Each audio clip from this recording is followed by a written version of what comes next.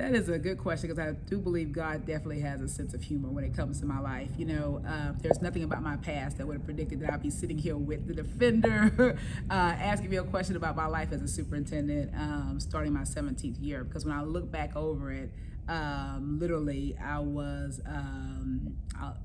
it didn't start out that way. My mom was 15 years old when she gave birth to me, and she didn't know who my father was.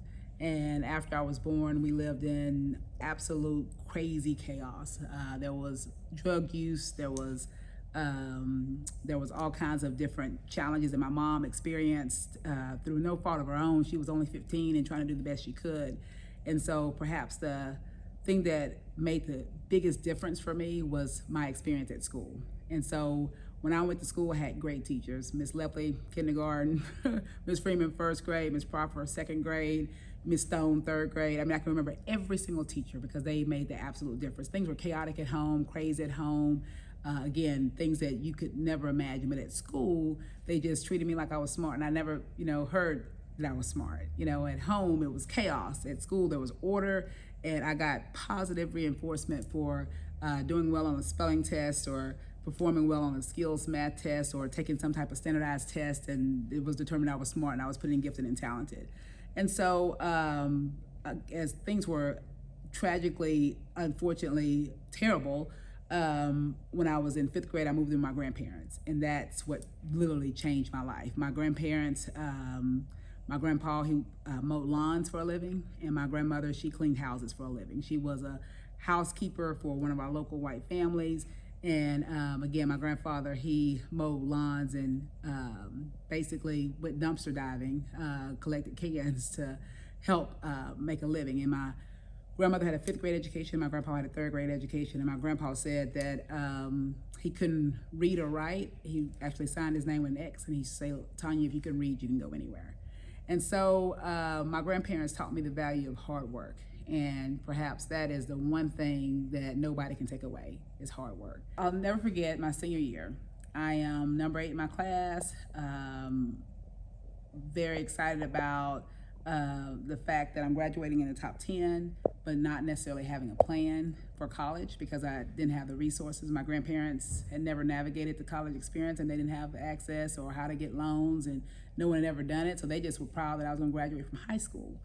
And so, long story short, I had a counselor, Miss Allen, who had learned that I enrolled in the military. I'd gone through the process to go to the Navy, and she came and said that you don't have to go to the Navy. And then I had a calculus teacher, Mr. Ashley, and the class basically had an intervention and said that you don't have to go to the Navy. You can go to college. And we actually, this little thing on Facebook that they're talking about remembering the teacher and what happened. And so they did one for Mr. Ashley, and I reminded him of how I was going to the Navy. He spent the whole class convincing me that you don't have to go to the Navy, you can go to college.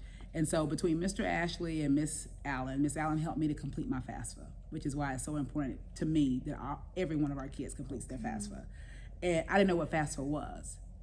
I didn't know that because I was number 8, I could go to any college in the whole state. Didn't know.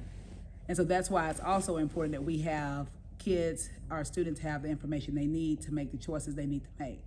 And so, and also I was a good test taker, scored well on the ACT and the SAT.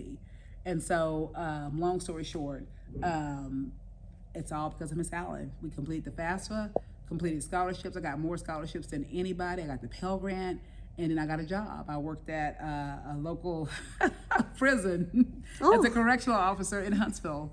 I was accepted at Sam Houston State University, which is about 30 minutes away. So that wasn't too far. Like when you're in the country, going to big towns, it's intimidating. And so to go from Cold Spring to Huntsville, which was 30 minutes away, had been done before. And then there were prisons that you can work with. So I was able to work there. And so that's how it all changed. My grandparents moved me in and said, "See you later."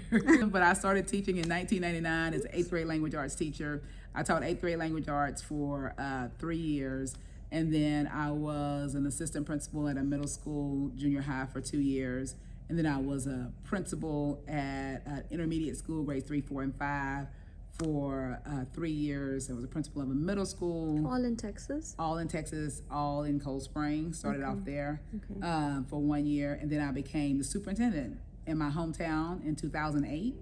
And I served there in Cold Spring, Texas from 2008 to 2013. And then I had an opportunity to go serve in Lufkin from 2013 to 2018. We did great work there. And then Aldine 2018 to the present. So in all, I think it's since 1999, so almost 25 years, and 17th year as a superintendent. So it's been busy. You know, it's what I love. I love working with, I get joy, I get inspiration from the people I work with and the people I work for. You know, whether it's the school board, I've worked for 3 different school boards, and like I said, in each district we've done some incredible work and putting our heads together and thinking strategically about how we manifest the vision and mission for the district.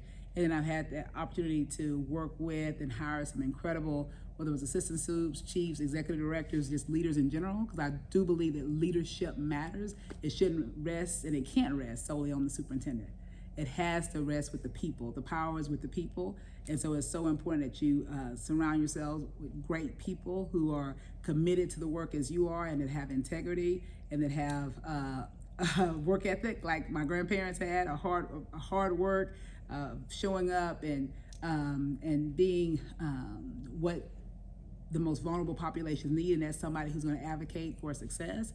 And so very proud of that. That brings me joy. Going in a classroom and just seeing great teaching and with instructional excellence, it brings me pure joy to see a student learn, or to hear stories of how the work that we've done has created choices and opportunities for the students that we serve.